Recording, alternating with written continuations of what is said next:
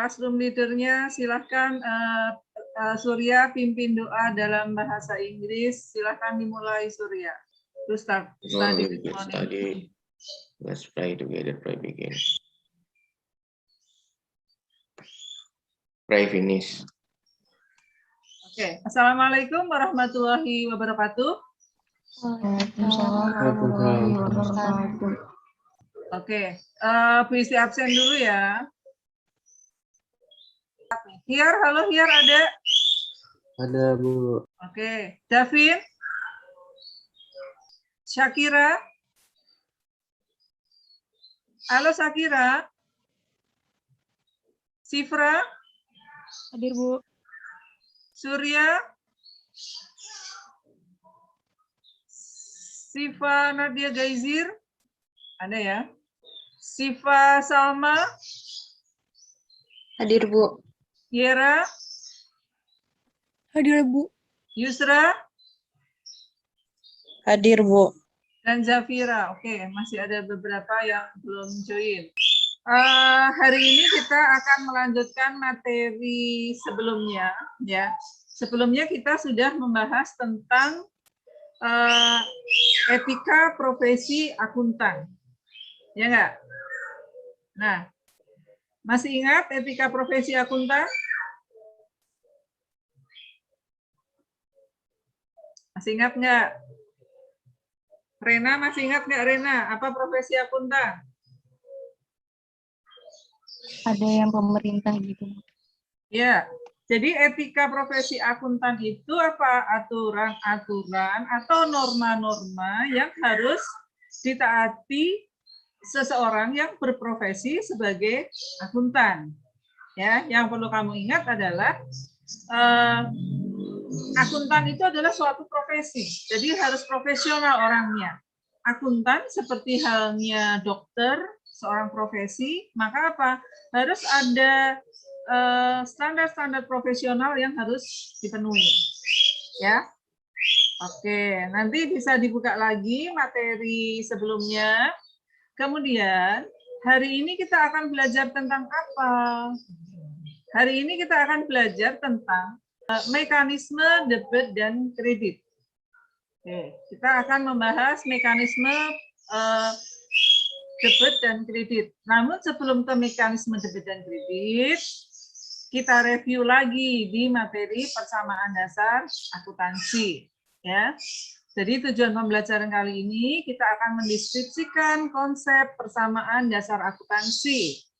Yang kedua, menganalisis transaksi dan pencatatan dalam persamaan dasar akuntansi. Nah, yang menganalisis ini nanti disinilah kita langsung akan belajar tentang penggolongan akun dan mekanisme debit dan kredit. Oke, masih ingat persamaan dasar akuntansi apa? Halo? Rumus persamaan dasar akuntansi apa? Guys? Harta sama dengan utang plus modal. Iya, pinter. Jadi persamaan dasar akuntansi adalah harta sama dengan utang ditambah modal. Ya. Ini rumusnya. Jadi harta itu sama dengan utang ditambah modal. Sip, masih ingat? Oke. Harta disebut juga dengan aset. Ya, harta disebut juga dengan aset atau kekayaan, sedangkan liabilities adalah utang atau kewajiban, kemudian dan ekuitas atau modal. Masih ingat sampai sini? Masih, Bu. Masih, minggu kemarin sudah. Nah, aset sekarang atau harta. Kemarin harta dibedakan menjadi berapa minggu kemarin?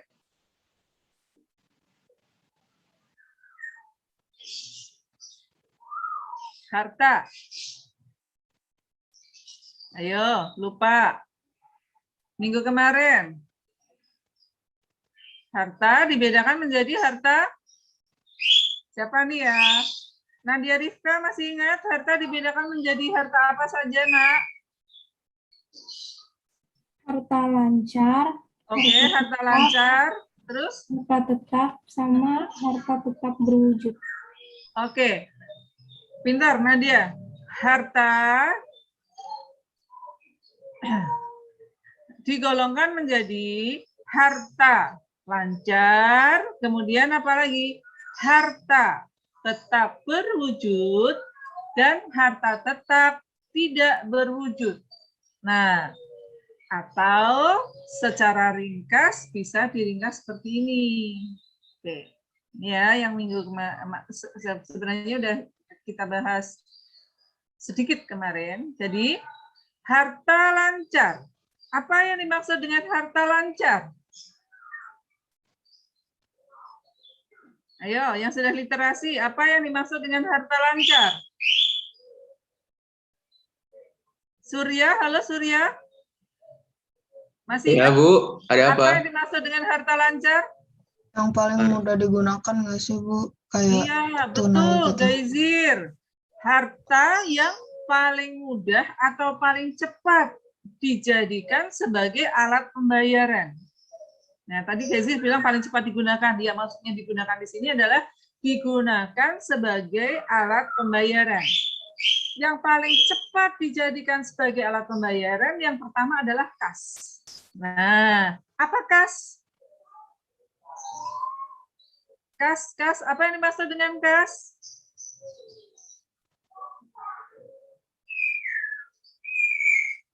Ayo, belajar akuntansi, kata kuncinya adalah kalian harus paham di penggolongan akunnya. Setelah penggolongan akunnya itu kalian paham, tahu maknanya, kemudian kamu tahu mekanisme debit dan kreditnya. Nanti setelah tahu mekanisme dan debit dan kreditnya, untuk melakukan penjurnalan akan lebih mudah. Kas, apa yang dimaksud dengan kas? Syakira masih ingat? Tabungan bisa nggak, Bu, tabungan? Uang tunai. Boleh, ada yang bilang uang tunai, ada yang bilang tabungan, boleh. Jadi yang namanya kas adalah uang yang dimiliki oleh perusahaan, baik yang ada di perusahaan maupun yang disimpan di bank. Nah, tadi Surya bilang tabungan, boleh. Kemudian ada efek atau surat berharga. Kemudian ada piutang. Apa piutang? Piutang? Coba dibedakan nih. Uang yang dipinjamkan. Gimana, Rena? Piutang itu uang yang dipinjamkan. Oke, piutang itu adalah uang yang dipinjamkan. Pinter. Jadi kalau Rena, Bu Isti meminjam uang ke Rena, Rena punya piutang. Bu Isti punya apa? Masih di mute, utang. Jangan kebalik ya antara utang dan piutang. Kemudian ada wesel tagih. Ya. Apa perbedaannya antara piutang dan wesel tagih? Kalau wesel tagih ini piutang yang disertai dengan apa? Surat perjanjian kapan pihak yang meminjam tadi akan membayar. Kemudian ada perlengkapan. Apa yang dimaksud dengan perlengkapan? Ada perlengkapan, ada peralatan. Ini yang suka kebalik-balik. Apa yang dimaksud dengan perlengkapan?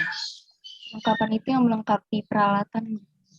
Ya, perlengkapan yang melengkapi peralatan. Boleh. Ada lagi yang punya pendapat lain?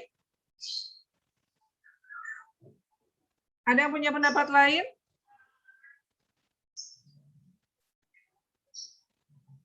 Nah, sekarang siapa yang sedang pegang pulpen? Bisa ditunjukkan ke Bu Isti yang pegang pulpen atau pensil? Oke. Ada beberapa yang pegang pulpen. Kalau kamu pegang pulpen, tintanya sudah kamu pakai untuk nulis, tintanya bisa balik lagi ke dalam pulpen nggak? Enggak. Enggak. Maka tinta di sini sebagai apa? Perlengkapan. Perlengkapan.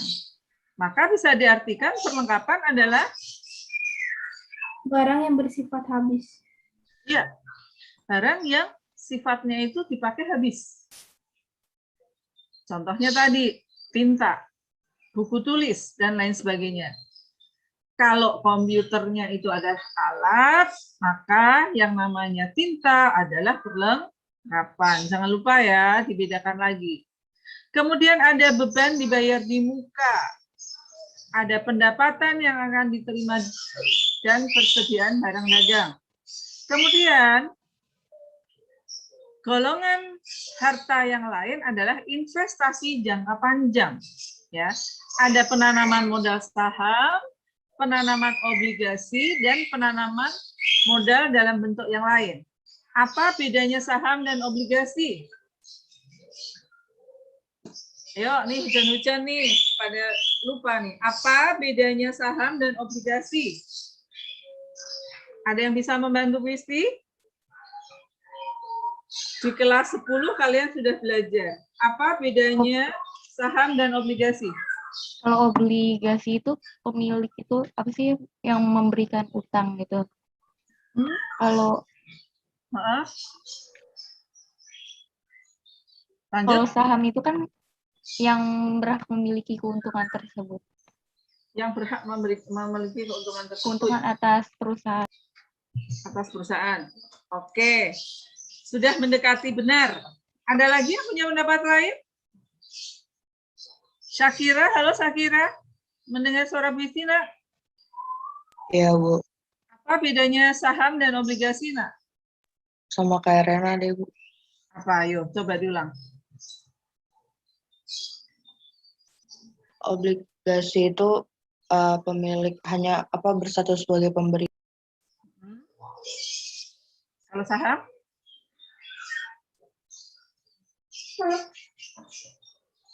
Kalau Saham itu bentuk kepemilikan individu atas aset sebuah perusahaan. Iya, pinter. Jadi kalau saham itu adalah bukti kepemilikan perusahaan, kalau obligasi adalah surat utang. Ya, kalau kalian punya saham berarti kamu ikut memiliki perusahaan. Jadi kalau saham itu adalah bukti kepemilikan perusahaan, kalau obligasi adalah surat utang. Kemudian golongan harta yang ketiga adalah harta tetap, yaitu ada peralatan, kendaraan, mesin, gedung, dan tanah. Di harta tetap ini nanti kita mengenal adanya depresiasi atau penyusutan. Yang perlu kamu ingat, harta tetap boleh disusutkan kecuali tanah. Kalau tanah tidak boleh disusutkan. Ada yang tahu ya? Jadi apa sih namanya depresiasi atau penyusutan? Yaitu berkurangnya nilai suatu barang. Kalau tanah kenapa tidak boleh disusutkan? Gedung boleh loh disusutkan, mobil boleh disusutkan. Kalau tanah kenapa tidak boleh disusutkan?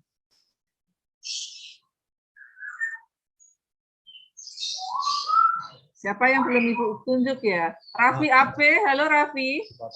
Susutkan tuh apa sih, Bu? Maksudnya? Berkurangnya nilai suatu aktiva tetap. Karena jumlahnya terbatas. Karena kalau tanah mungkin nggak berkurang kali, Bu. Kalau mobil kan ada kondisi yang bakal berubah. Nah, itu pintar tadi. Kahar juga pintar, Raffi juga pintar. Kahar bilang jumlahnya terbatas, Bu. Iya. Bahkan tanah itu, penawaran tanah itu justru bukan tetap lagi, tapi semakin lama justru ada beberapa lahan yang semakin berkurang tanah itu. Ya. Jadi kalau tanah itu tidak boleh disusutkan. Selain tanah, aktiva tetap boleh disusutkan. Tadi sudah pintar berarti. Kemudian ada harta tidak berwujud. Ya, jadi wujudnya tidak kelihatan, tapi manfaat dan nilai ekonomisnya bisa kita rasakan. Ada hak paten, hak cipta, hak merek, franchise, dan goodwill. Lanjut ya, penggolongan akun. Setelah harta tadi ada apa? Harta sama dengan persamaan dasar akuntansinya? Utang.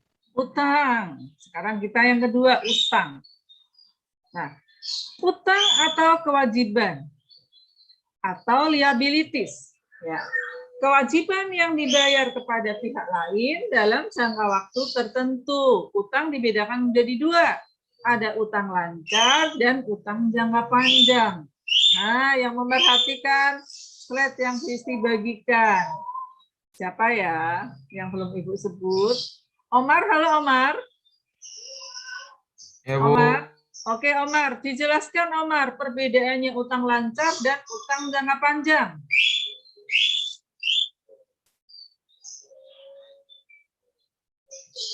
Halo, Omar. Bisa dibedakan, dijelaskan perbedaan antara utang lancar dan utang jangka panjang, Omar? Mic-nya masih di-unmute, nak. Apa Ibu ya? Terus. Lihatlah slide puisi. Nah, berarti Omar kurang memperhatikan slide ini.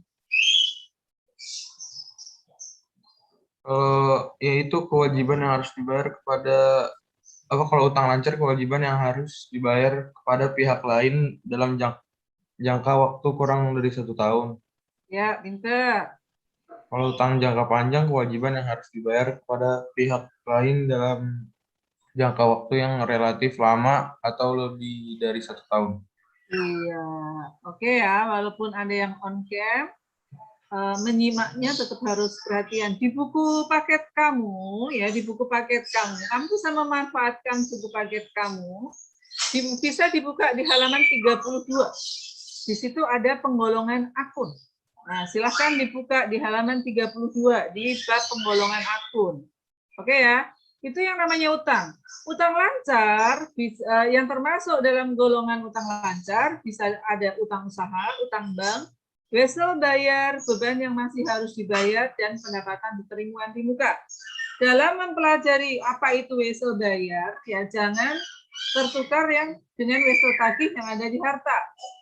Beban yang masih harus dibayar itu utang, tapi kalau beban dibayar di muka itu adalah harta dan lain sebagainya. Kemudian utang jangka panjang ada utang obligasi dan utang hipotek. Oke, persamaan dasarnya tadi harta sama dengan utang ditambah modal. Nah, ya modal atau ekuitas. Sudah? Oke, boleh dilihat di buku kamu di penggolongan akun untuk lebih jelasnya. Sekarang kita akan mempelajari mekanisme debit dan kredit. Ya, ini yang materinya ini bisa dilihat di GCR ya. Jadi di sini sudah ada pengertian akun, ada penggolongan harta, ini ada harta lancar, investasi jangka panjang tadi yang di slide puisi sudah ada. Nah, kode akun sudah, kita akan belajar mekanisme debit dan kredit dari sini. Ada yang mau ditanyakan dulu? Ada yang mau ditanyakan dulu nggak? Silahkan bertanya.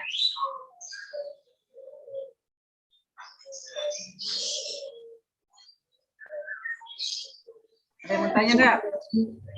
Udah paham? Udah, insya Allah. Oke. Kuncinya belajar adalah satu. Konsep persamaan dasar akuntansinya harus paham dulu. Harta sama dengan utang ditambah modal. Kemudian yang kedua, konsep penggolongan akunnya harus paham. Ya. Kemudian kelompoknya harus paham. Jadi kemarin kita sudah belajar. Jadi misalnya di golongan apa saja? Ada golongan harta, utang, dan modal. Golongan harta dikelompokkan menjadi apa saja? Ada harta lancar, harta tetap berwujud, harta tetap tidak berwujud, dan seterusnya. Sekarang kita akan belajar tentang mekanisme debit dan kredit. Jadi nak, dalam belajar awal akuntansi, yang perlu betul dipahami pada saat nanti kita akan masuk ke jurnal umum, penggolongan akunnya harus paham dulu. Ya. Kemudian yang kedua, mekanismenya dipahami. Oke, sudah nampak belum di slide puisi? Belum. Bentar. Oke.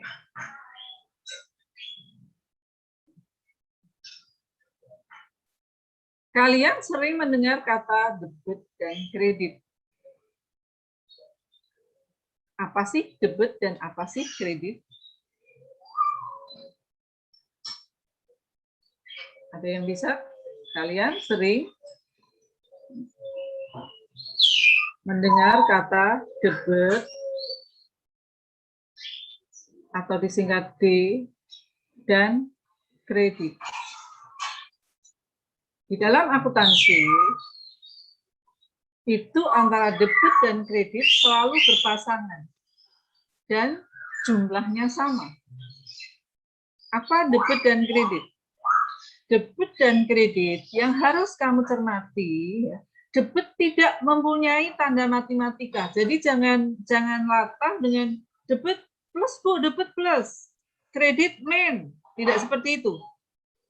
Jadi konsep pendebitan dan pengkreditan tergantung kepada dia masuk ke golongan mana, ke golongan harta, atau ke golongan utang, atau ke golongan modal. Paham dulu ya? Jadi debit dan kredit jangan diartikan bahwa debit itu bertambah, kredit itu berkurang. Akan mempunyai tanda matematika kalau sudah dimasukkan ke golongan akunnya. Debit kalau masuk ke golongan harta, maka akan mempunyai tanda plus. Kalau plusnya di debit, maka harta minnya di mana? Di Kredit. kredit. Debit kalau dimasukkan ke utang akan mempunyai tanda Minus. minus. Utang berkurangnya di debit, maka utang bertambah di mana? Kredit. Modal berkurang di debit, maka akan bertambah di kredit. Ya, jadi debit dan kredit ini tidak ada tanda plus min kalau kita belum masukkan ke golongan akunnya, ke golongan harta, ke golongan utang, atau ke golongan modal. Kalau sudah dimasukkan ke golongan harta, maka debitnya plus. Ini dulu, ini cara menghafalnya. Harta sama dengan utang ditambah modal. DK plat nomornya Bali kan 5D, ada nggak 5D? Bali ya. Jadi bisa nih, DK oh Bali. Kamu KD. Ini kalau dibalik kan KD, itu plus-plusnya seperti itu. Ya. Sampai sini ada yang mau ditanyakan? Kalau tidak ada yang ditanyakan, kita analisis transaksi nih. Masuk ke pendebitan atau ke kredit. Bukunya yang punya buku paket sudah pada pegang buku paket semua belum? Belum. Saya belum. Oke, sebentar PC bukakan file dulu.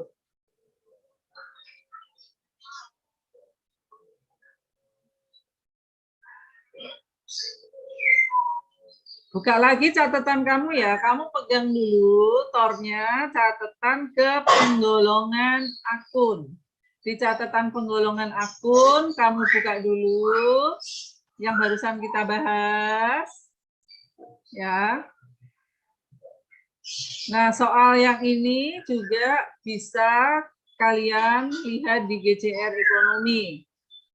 Oke, sebentar, terus dibuka dulu.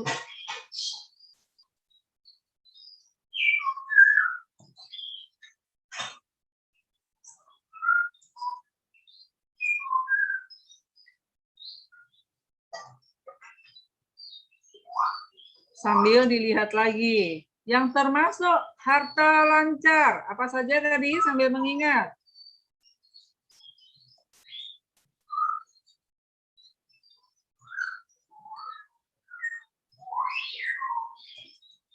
Oke ya, sekarang kita akan berlatih memasukkan tadi mekanisme debit dan kreditnya.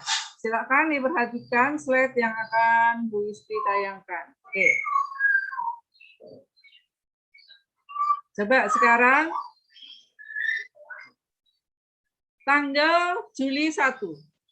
Nanda menyetorkan uang tunai sebesar 10 juta dan mesin cuci seharga 20 juta sebagai modal awal. Kita analisis transaksinya. Kalau ada soal seperti ini, bayangkan atau posisikan diri kamu bahwa diri kalian sekarang sedang bekerja di usaha laundry Nanda di bidang keuangannya atau bagian keuangannya atau bagian akuntansinya. Paham ya? Sekarang kalian semuanya adalah bagian keuangannya usaha laundry Nanda. Nih, semuanya sekarang nih bekerja untuk di usaha laundry Nanda. Ini Nanda datang ke kalian, menyetorkan uang tunai. Menyetorkan uang tunai. Nanda menyetorkan uang tunai. Uang tunai yang ada di perusahaan namanya apa tadi? Uang tunai namanya apa, Nak? Kas. Oke, kas. Kemudian, dan mesin cuci. Mesin cuci namanya apa? Termasuk kelompok apa mesin cuci? Perlengkapan atau peralatan? Peralatan. Peralatan, pinter. Kemudian, sebagai modal awal. Berarti di sini ada apa nih? Modal. Oke, kita analisis sekarang. Kasnya bertambah atau berkurang?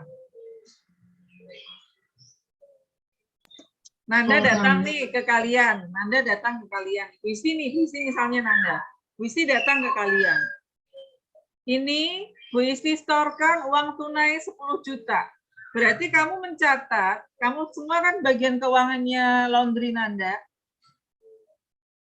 Uang di perusahaan bertambah atau berkurang? Bertambah. Oke, ditulis kasnya bertambah. Selain memberikan uang, Bu Isi juga memberikan mesin cuci. Ini mesin cuci. Mesin cucinya bertambah atau berkurang? Bertambah. Bertambah. Kas dan peralatan yang Ibu serahkan kalian, itu sebagai modal ya. Modalnya bertambah atau berkurang? Berkurang. Serius, berkurang. Orang Bu Isti bilang, ini saya berikan kas, dan saya berikan alat untuk modal kamu ya. Berarti modalnya bertambah atau berkurang? Tambah. Bertambah. Oke. Nah, ini namanya analisis transaksi. Setelah menganalisis transaksi, kamu masukkan ke pendebetan dan pengkreditan.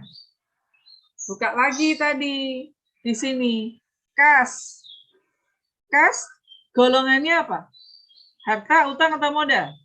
Harta lancar. Harta. Maka kas bertambah di mana?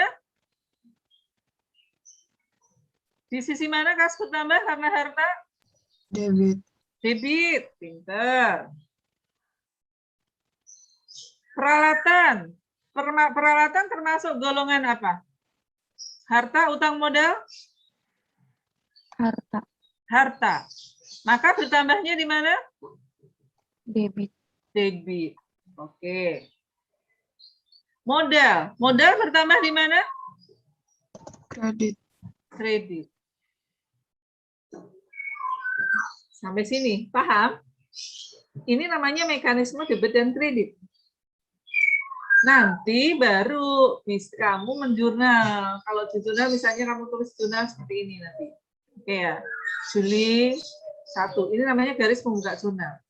Kamu tulis, debit terlebih dahulu harus ditulis dulu. Kas, 10 juta. Kemudian ada peralatan, 20 juta. Kemudian yang sisi kredit itu harus ditulis menjorok ke dalam. Jadi harus ditulis dulu yang debit dulu. Modal berapa? 30 juta. Sisi debit dan sisi kredit jumlahnya sama nggak? Ini kalau ditambahkan sama nggak? Sama. Inilah yang dinamakan sisi debit dan sisi kredit. Satu, harus balance atau imbang. Dan debit dan kredit itu selalu berpasangan. Ya, jangan bingung, Bu, kok debitnya 2, kreditnya 1, Bu. Karena apa? Jumlahnya juga akan sama. Karena apa? Akunnya memang ada akun di debitnya 2, kreditnya hanya 1. Tetapi kalau nanti dijumlahkan, ini akan sama.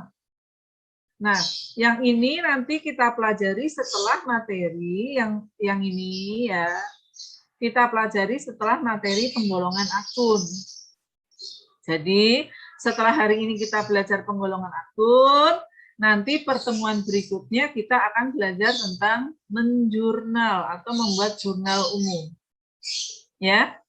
Jadi, yang sudah Ibu garis merahin tadi harus betul-betul kamu pahami dengan baik dulu. Yang pertama adalah di penggolongan akun, ya, kelompok masing-masing golongan akun tadi apa, akun atau rekeningnya apa saja. Jenis rekeningnya harus paham dulu. Kemudian yang kedua, mekanisme debit dan kreditnya harus paham. Jadi nanti kalau kamu banyak latihan, kamu tahu, oh kas masuk harta lancar, oh bertambah di debit, berkurang di kredit. Haruskah dihafalkan, Bu? Banyak menghafal, banyak lupa. Nah, di akuntansi, karena ini pelajaran keterampilan, maka kata kuncinya adalah banyak berlatih. Paham ya? Jadi Bu Isi harapkan setelah pertemuan ini, kamu buat jadwal minimal 10-15 menit deh tiap hari. Kamu belajar menganalisis debit dan kredit dari transaksi-transaksi yang ada di buku paket. Kamu analisis dulu aja. Cukup 10-15 menit setiap hari. Nanti lama-lama dengan setiap hari kamu akan terampil. Ya, jadi kalau Bu Isti bilang akuntansi itu seperti TTS, kamu bermain TTS. Semakin sering kamu mainkan, kamu langsung hafal. Oh, kata ini 5 menurun, 7 mendatar. Itu langsung apa? Karena makanya akuntansi itu kelompoknya adalah ilmu keterampilan dia. Bisa ya, jadi jangan dihafal. Kalau kamu menghafal transaksi, pusing nanti. Oke, sekarang siapa yang mau menganalisis nomor 2? Membeli perlengkapan secara tunai 1 juta dan membeli peralatan bengkel secara kredit. Oke, sebelum dianalisis. Sebelumnya sudah Ibu jelaskan. Apa yang dimaksud dengan transaksi tunai dan apa yang dimaksud dengan transaksi kredit? Oh, tunai kan langsung dibayarin tanpa Ya, ada tunai langsung dibayar. tanpa ada tunggakan. Tapi kalau kredit, dia ada tunggakan yang harus dibayar. Oke. Maksudnya bukan tunggakan sebenarnya ya. Tunggakan boleh, tapi maksudnya benar kata Raffi, kalau tunai itu langsung dibayar. Atau tidak ada jeda waktu atau tenggang waktu pembayaran. Sedangkan kredit itu ada tenggang waktu pembayaran. Ada yang nanya, Bu, apa bedanya kredit dan nyicil?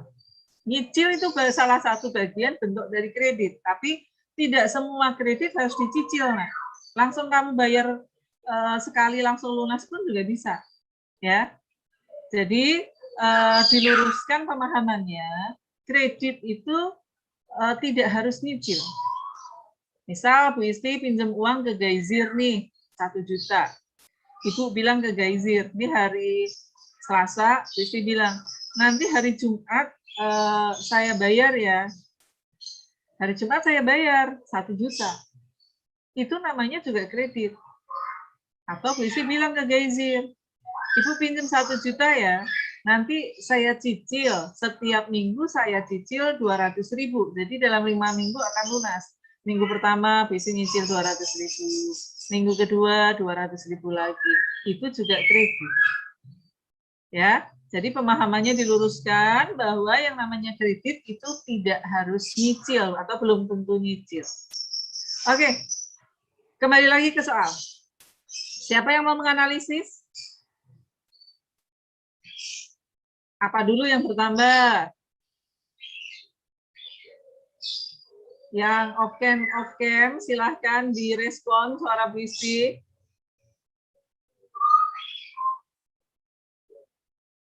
Ada Jabar dan Eca. Halo Jabar. Eca, halo Eca.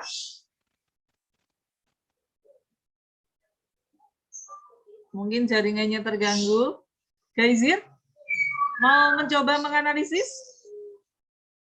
Oke, ayo, jangan takut salah. Gimana Gaizir? Apa yang bertanya ini? Membeli perlengkapan, maka akan ada akun apa? Masih ragu, Bu. Masih ragu, nggak apa-apa ragu, sebutin aja.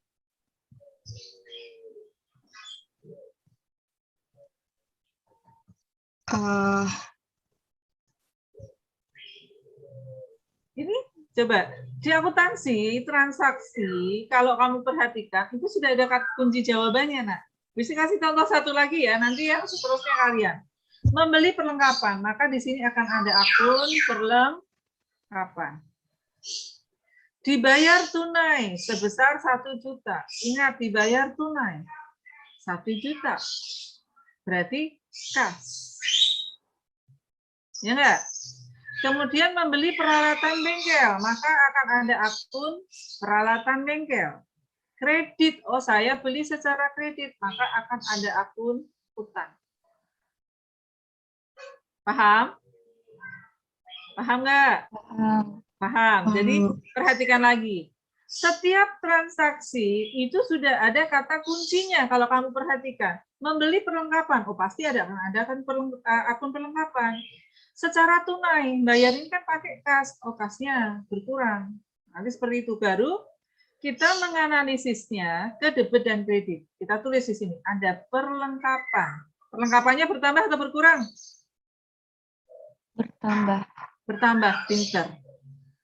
Kasnya bertambah atau berkurang? Berkurang. Pinter. Kas berkurang. Kemudian peralatan bengkel bertambah atau berkurang? Bertambah. Bertambah.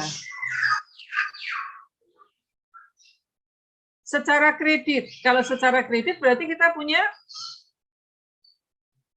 beli secara kredit, berarti kita punya Utang. utang. Utangnya juga bertambah. Baru masukkan ke mekanisme debit dan kreditnya. Perlengkapan bertambah di Harta. iya. Perlengkapan termasuk harta, maka bertambahnya di debit atau kredit? Debit. Debit. Debit, pinter. Kas termasuk kelompok harta, maka berkurangnya di mana? Kredit. Kredit. Kredit, pinter. Peralatan bengkel termasuk Harta. bertambahnya di Debit. debit. Utang bertambah di Kredit. kredit. Kalau kamu perhatikan, kalau cuma 2 akun seperti ini, kalau yang satunya di debit, pasti akun satunya di sebelah kredit. Berbeda dengan yang 3 tadi. Kalau 3 ini, kamu pahami dulu mana yang debit dan kredit. Tapi kalau yang di soal nomor 2, diperhatikan. Kalau satu akunnya sudah di debit, maka akun satunya pasti ada di sisi kredit. Makanya debit dan kredit ini pasangan paling setia. Ya, pasangan paling setia. Kenapa? Karena mereka selalu bersama dan membagi jumlah dalam jumlah yang sama. Ya, jadi kalau mau belajar kesetiaan dan keadilan adanya di akuntansi kalau mata pelajaran. Setuju kan? Nah, oke, silahkan sekarang nomor 10. Transaksi tanggal 10. Visi tunggu. Siapa yang mau menjawab? Yang suara cowok-cowok belum kedengaran lagi tadi kecuali Raffi dan Surya. Yang lain pada kemana ya? Halo gadis. Gadis masih dengar suara puisi nggak, nak gadis? Oke. Gadis, Nomor 10, tanggal 10, bisakah dianalisis, Gadis? Saya coba ya, Bu. Oke, silakan, Gadis.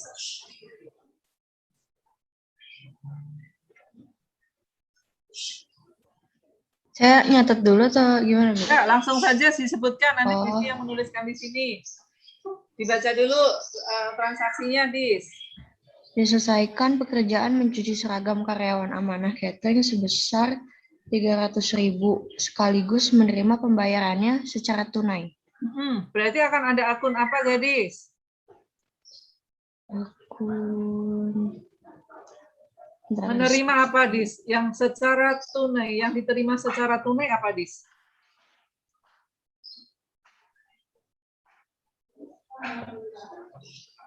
Kenapa, Bu?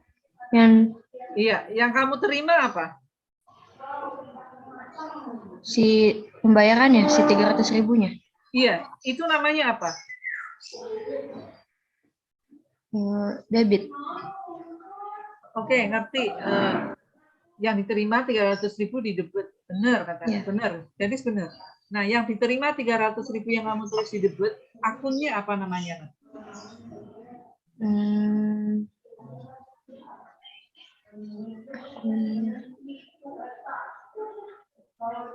Balik lagi ya. Oke, yang lain juga mungkin masih bingung ya. Kenapa masih bingung?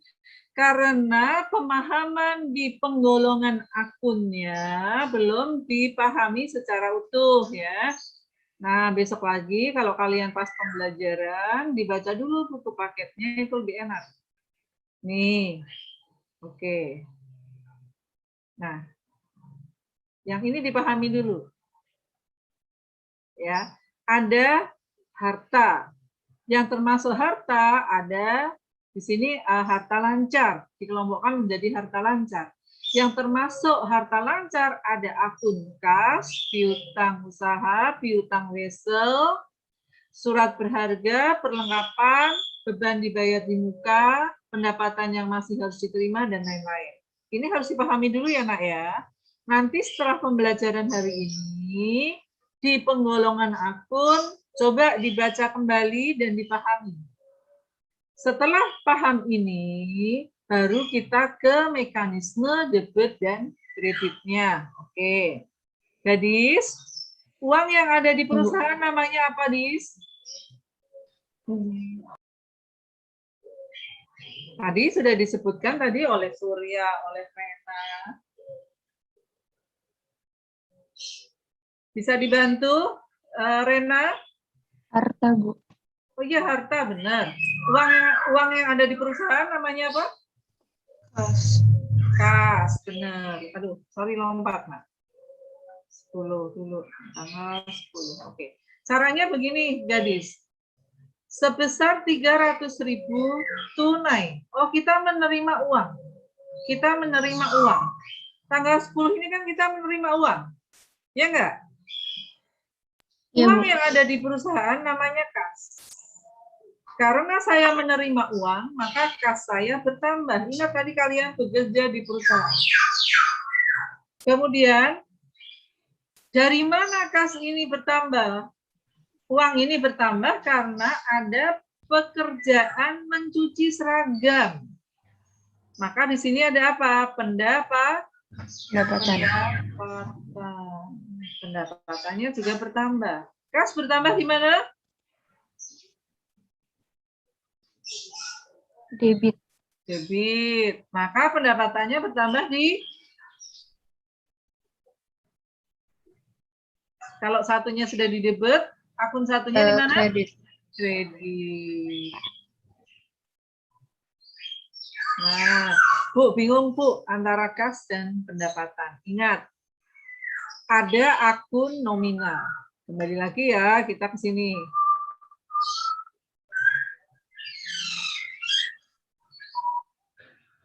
Sudah kelihatan belum? Slide puisi sudah berubah belum? Bisa ya belum? Tadi, Bu. Masih tadi. Oke, puisi stop share dulu.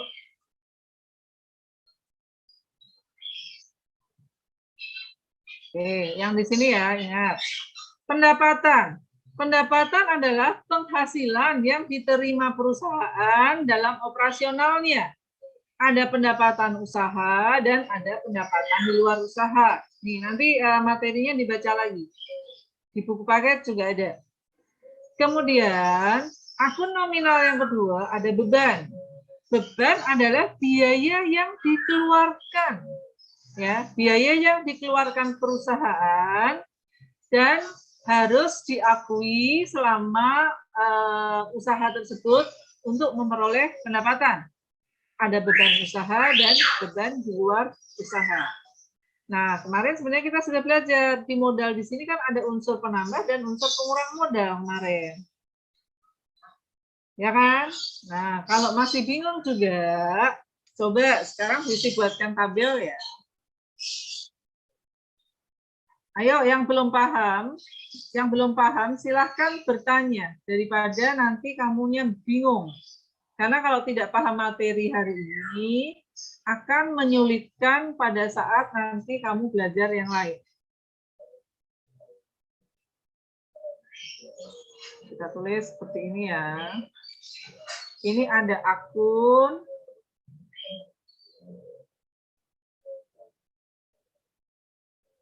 Ini ada akunnya. Ada akun. Ini bertambah, ini berkurang. Kalau ada harta, ya, tadi bertambahnya di mana? Di Debit. debit. Berkurangnya di Kredit. kredit. Ini pahami dulu. Nah, yang termasuk harta apa? Buka di penggolongan akun. Ada harta lancar, harta tetap berwujud, harta tetap tidak berwujud. Harta lancar ada apa? Ada kas, ada piutang, ada wesel tagih, ada beban dibayar di muka, dan lain-lain. Itu dipahami habis ini. Kemudian ada utang. Utang bertambah di Kredit. kredit, berkurang di debit. Debit. Ya. Kemudian ada akun modal. Modal bertambah di Kredit. kredit, berkurang di Debit. debit. Sebenarnya kata kuncinya 3 ini. Tambahin ke akun nominalnya, ada pendapatan. Ingat, pendapatan menambah modal. Ya enggak? Kalau ada pendapatan kan modalnya bertambah. Maka pendapatan bertambahnya di kredit, berkurangnya di debit. Ada lagi unsur pengurang modal. Apa itu? Beban. Beban. Nah, pinter. Berarti kalau beban, ada beban. Ditulisnya di mana? Beban. Beban akan mengurangi modal. Maka kalau ada beban, beban bertambahnya di Debit. debit, berkurangnya di kredit. Oke ya, ini kata kunci udah rinci nih. Setelah ini kuncinya belajar akuntansi. Ada satu lagi apa? Pref. Pengambilan untuk kepentingan pribadi. Kalau ada pref akan menambah modal atau mengurangi modal? Ayo, unsur pengurang modal. Berarti kalau ada pref akan menambah modal atau mengurangi modal? Minggu kemarin ini belum dibaca lagi nih anak-anakku tersayang. Menambah ya? Masa uangnya diambil justru modalnya bertambah? Mengurangi, Bu. Mengurangi. Maka mengurangi modal. Maka kalau ada pref di debit, nah seperti ini. Udah, silakan di screenshot dulu yang ini. Kita taruh di grup dulu ya screenshotnya ya. Bisa dilanjut?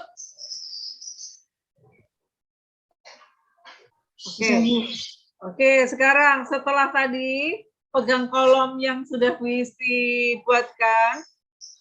Tanggal 12, siapa yang mau menganalisis?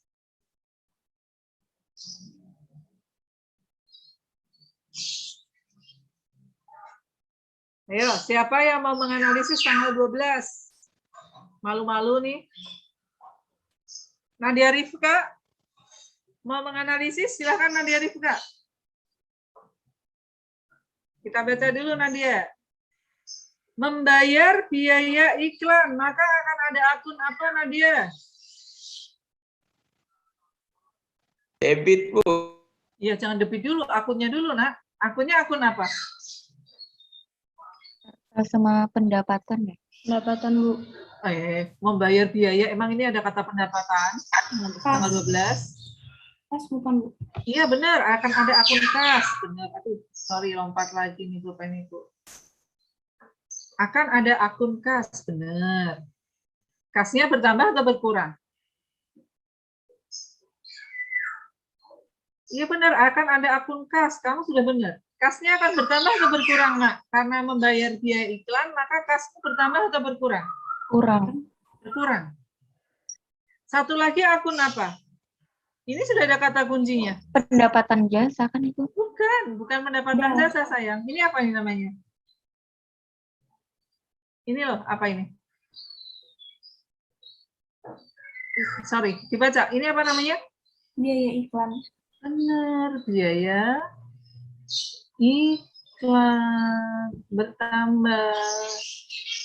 Biaya dan beban antara expenses dan cost untuk SMA dianggap sama perlakuannya di dalam akuntansi. Ya, dalam belajar jurnal umum di level SMA, antara cost biaya dan expenses atau beban itu dianggap sama. Perlakuan akuntansinya sama. Nanti kalau kamu kuliah ada yang memperlakukan antara cost dan expenses itu berbeda. Nah, udah. Sekarang silahkan tabel tadi, tabel pendebitan dan pengkreditannya kamu lihat. Kas berkurang di mana? Kredit. Hah? Kredit, oke. Beban iklan bertambah di? Debit. Debit, pintar. Sudah mulai bisa? Bisa, Bu. Iya, silahkan 15 sekarang dianalisis. Ayo, sudah tanggal 15, silahkan dianalisis. Sebentar, isi sampai jam.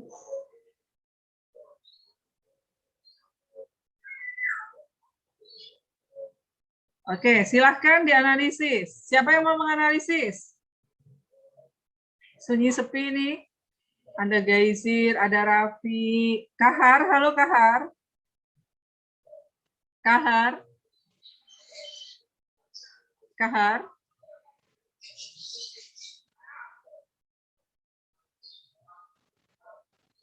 Ya, Bu.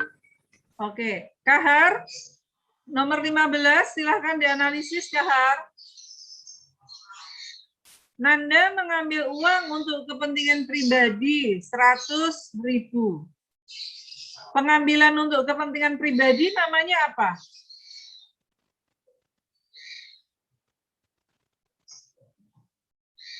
Rena, apa namanya Rena? Pengambilan untuk kepentingan pribadi disebut dengan apa?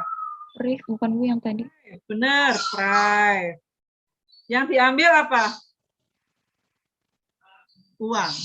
Uang di perusahaan namanya apa? Kas. Kas. Pintar tuh. Nah, Gaizir masih belum pede. Padahal bisa. Prive-nya bertambah, kasnya berkurang. Prive bertambah di mana? Debit atau kredit? Debit. Debit. Kasnya berkurang di mana? Kredit. Kredit. Oke, satu lagi ya, satu lagi. Kita belajar satu lagi dulu. Ayo harus sudah benar ini. Sukarela deh, bantu Bu Isti untuk menganalisis soal tanggal 20 Juli. Diselesaikan jasa mencuci spray dan bed cover Hotel Bonia sebesar 2 juta. Diterima tunai 500.000. Sisanya akan diterima kemudian. Berarti selisih 1.500.000 ini belum kita terima. Ayo bantu Bu Isti menganalisisnya. Jangan malu-malu. Surya mau menganalisisnya, Surya? Hilangkah Surya? Halo Surya. Ya, Bu. Ayo nomor 20, tanggal 20 silahkan dianalisis Surya.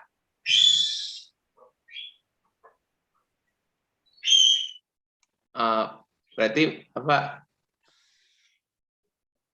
Kasnya itu berarti kan 2 juta ya, Bu. Terus yang di itunya 500.000 apa pendapatannya? Nah, kebalik nggak? Kebalik nggak pemahamannya Surya? Pendapatannya harusnya berapa Surya? Diselesaikan jasa mencuci. Kalau Surya sudah mencuci, karena kita di Oh, berarti laundry. itunya 2 juta pemasukannya. Iya, pinter. Masuknya 2 juta. Iya, pemasukannya 2 juta. Oke. Kita tulis ya, pemasukannya atau pendapatannya 2 juta. Kita belum menulis plus minusnya nih. Tapi baru diterima berapa Surya? Baru diterima 500.000. 500.000 itu akun apa? Uang Wesel ya tunai, berarti. iya, uang tunai di perusahaan namanya apa? Jimin ya? Uang yang ada di perusahaan namanya apa sayang? Kas. Kas. Pinter. Kasnya 500.000. Berarti yang belum Surya terima berapa? 1.500.000.